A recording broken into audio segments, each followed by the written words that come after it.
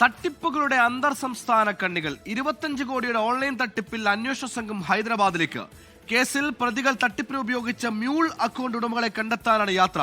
കോഴിക്കോട് സ്വദേശികൾ വാടകയ്ക്കെടുത്ത അക്കൗണ്ട് ഉടമകളിൽ ഒരാൾ ഹൈദരാബാദിലെ ജയിലിലാണെന്ന സൂചനയും അന്വേഷണ സംഘത്തിന് ലഭിച്ചിട്ടുണ്ട്. ഇയാളാണോ ഈ കേസിന്റെ മാസ്റ്റർ ബ്രെയിൻ എന്നുകൂടി അന്വേഷണ സംഘം പരിശോധിക്കുന്നു.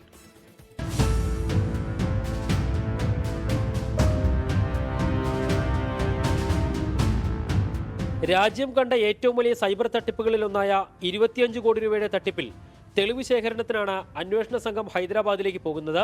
കേസിൽ അറസ്റ്റിലായ കോഴിക്കോട് സ്വദേശികൾ പണം കൈമാറിയ മ്യൂൾ അക്കൗണ്ട് ഉടമകളെ കണ്ടെത്തുകയാണ് പ്രധാന ലക്ഷ്യം.